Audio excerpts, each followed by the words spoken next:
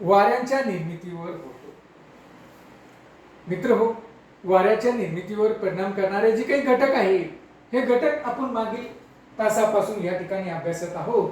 त्या मागील तासामध्ये अभ्यासत असताना आपण वायुभार उतार, कोरॅलिस प्रेरणा आणि बाईस बॅलेट नियम या नियमांचा वाऱ्याच्या निर्मितीवर काय परिणाम होतो हे आणि वाऱ्याच्या वेगावर काय परिणाम होतो हे बघण्याचं काम, वाऱ्याच्या दिशेवर काय परिणाम होतो हे पाहण्याचं काम आपण मागील काही तासापासून या ठिकाणी करत आहोत. या घटकामुळेच वाऱ्याचं वहन हे कोणत्या पद्धतीनं होतं, कोणत्या दिशेकडनं कोणत्या दिशेकडे होतं, त्यांच्या गतीमध्ये काय फरक पडतो, या सर्व बाबीचा विचार या सर्व घटकांच्या माध्यमातून या ठिकाणी आपण करत आहोत. मित्रहो, आज देखील आपल्याला एक अशाच घटकाचा विचार करायचा आहे की ज्या घटकाचा परिणाम हा वाऱ्याच्या निर्मितीवर झालेला आहे. तो घटक म्हणजे फेरेलचा नियम.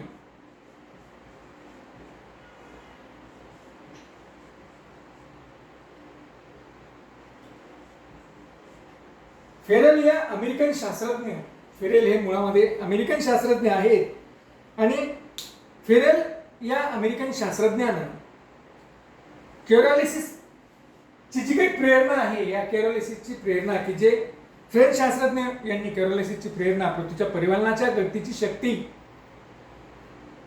यांचा विचार करून त्या ठिकाणी स्वतःचं मत त्यांनी मांडलं होतं. त्याचा अभ्यास फेरेल यांनी अतिशय विस्तृत अशा पद्धतीने केला आणि विस्तृत अशा पद्धतीनं या अमेरिकन शास्त्रज्ञानं फेरेल यांनी अभ्यास करून त्यांनी त्यांचे काही नियम या ठिकाणी या पृथ्वीच्या संदर्भामध्ये, वाऱ्याच्या निर्मितीच्या संदर्भामध्ये त्यांनी या ठिकाणी सांगितलेले आहे. पृथ्वीवर निर्माण झालेल्या कोरॅलिसिस प्रेरणा शक्तीमुळे जास्त दाबाच्या प्रदेशाकडून कमी दाबाच्या प्रदेशाकडे वारे उत्तर गोलार्धामध्ये, जर उत्तर गोलार्धात मूळ दिशेपासून ते उजवीकडे वळतात, तर दक्षिण गोलार्धामध्ये हे मूळ दिशेपासून डावीकडे वळालेले आपल्याला, मूळ दिशेपासून डावीकडे वळालेले आहे आपल्याला दिसून येतात.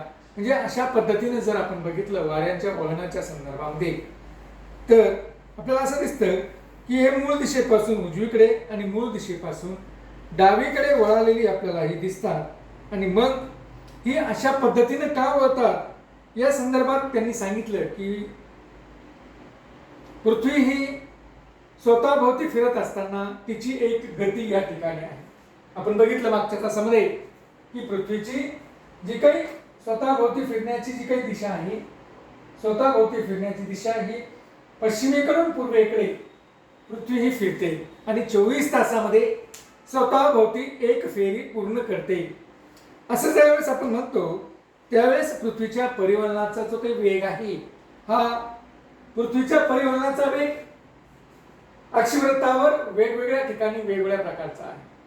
साधारणतः 0° अक्षवृत्तावर तो वेगळा आहे, 45° अक्षवृत्तावर तो वेगळा आहे, तर उत्तर ध्रुवावर तो वेग वेगळ्या पद्धतीने आपल्याला दिसून येतो. जर आपण विषुववृत्तावरील पृथ्वीचा स्वतःभोवती फिरण्याचा वेग किंवा परिवहनाचा वेग जर बघितला तर ताशी 1600 किलोमीटर,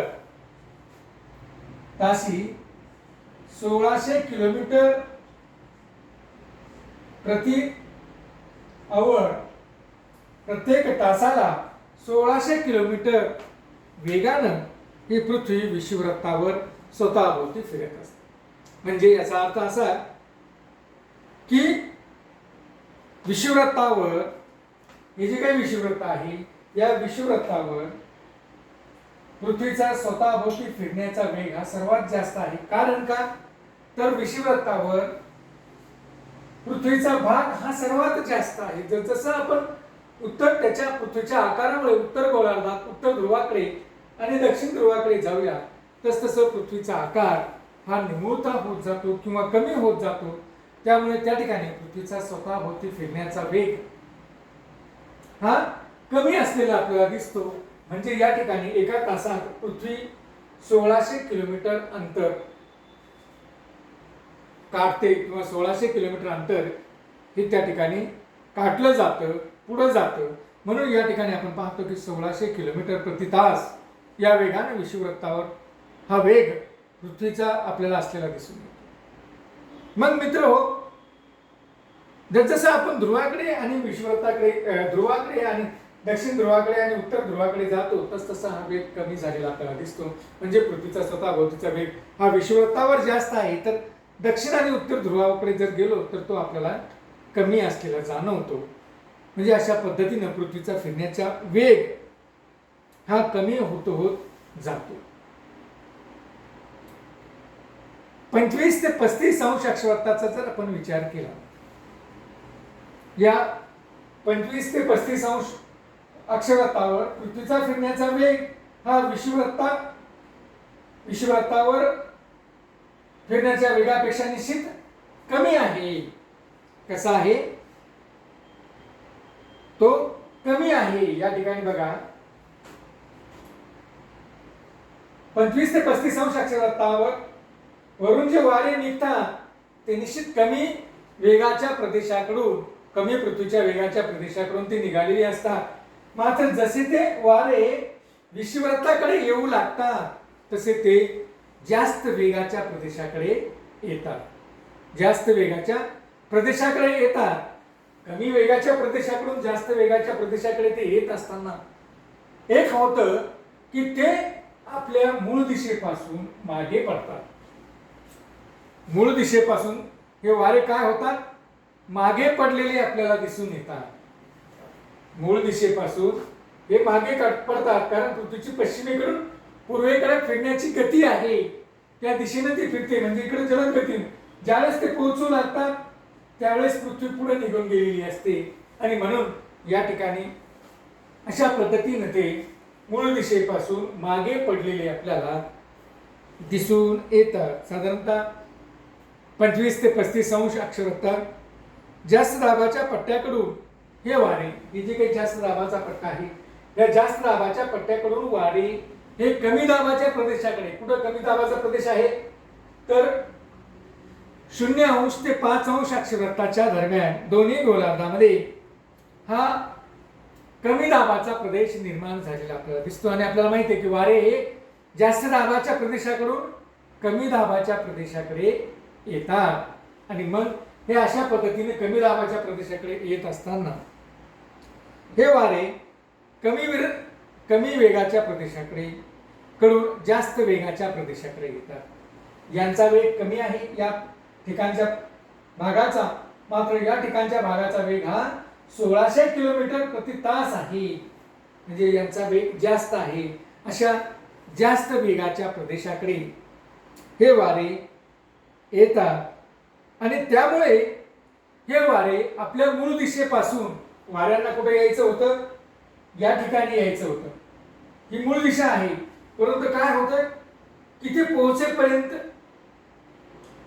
या ठिकाणचा भाग हा पुढे निघून गेलेला आपल्याला दिसतो. त्यामुळे हे वारे मूळ दिशेपासून मागे पडलेले आपल्याला दिसून येतात. तर 25 ते 35 अंश अक्षवृत्ताच्या दरम्यान या जास्त वायुभाराच्या प्रदेशाकडून वारे ज्या वेळेस 55 अंश ते 65 अंश अक्षवृत्ताच्या दरम्यान, 55 अंश ते 65 अंश अक्षवृत्ताच्या दरम्यान जो कमी वायुभाराचा प्रदेश निर्माण झालेला आहे, हा या ठिकाणी देखील अशाच प्रकारचा भाग या ठिकाणी घडतो.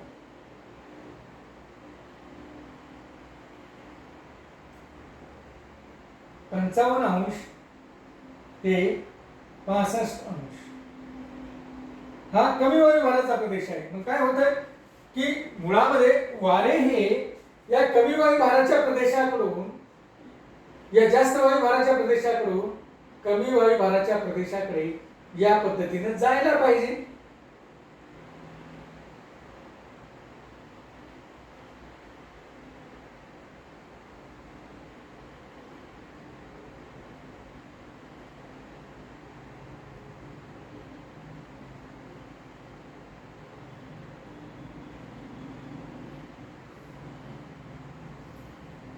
या 35 ते 65 अंश अक्षवृत्ताच्या दरम्यान असणाऱ्या प्रदेशाकडे हे वारे जास्त वायुभाराच्या प्रदेशाकडून कमी वायुभाराच्या प्रदेशाकडे जाणं आवश्यक आहे या पद्धतीने. परंतु होतंय काय की हे वारे ज्या प्रदेशाकडे जातात बघा, ज्या प्रदेशाकडे मुळामध्ये ह्या 25 ते 35 अंश अक्षवृत्ताच्या दरम्यान हा जो काही प्रदेश आहे या प्रदेशाचा वेग 55 अंश ते 65 अंश अक्षवृत्ताच्या दरम्यान असणाऱ्या प्रदेशापेक्षा जास्त आहे. याचा वेग जास्त आहे आणि त्यामुळे होते काय की हे वारे ज्यावेळेस या प्रदेशाकडून निघतात त्या ठिकाणी पृथ्वीची स्वतःभोवती फिरण्याची गती ही जास्त आहे. जास्त वेग या ठिकाणी त्या प्रदेशाचा आहे स्वतःभोवती फिरण्याचा आणि जास्त वेगाच्या प्रदेशाकडून कमी वेगाच्या प्रदेशाकडे ते जाऊ लागतात आणि त्यामुळं होतंय काय की कमी वेगाच्या प्रदेशाकडे जाऊ लागल्यामुळे मुळात त्यांचा वेग जास्त असतो आणि वेग जास्त असल्यामुळे हे मूळ दिशेपासून पुढे निघून जातात. हे वारे मूळ दिशेपासून अशा पद्धतीनं पुढे निघून जातात. याही ठिकाणी आपल्याला असं दिसेल की हे मूळ दिशेपासून पुढे निघून गेलेले आपल्याला दिसतात. म्हणजेच या ठिकाणी फेरेल यांनी हे सांगितलं की हा नियम सांगितलेला आहे की पृथ्वी स्वतःभोवती पश्चिमेकडून पूर्वेकडे फिरत असताना काय होतंय की जास्त वायुभाराच्या प्रदेशाकडून कमी वायुभाराच्या प्रदेशाकडे वारे हे व्हायला पाहिजे.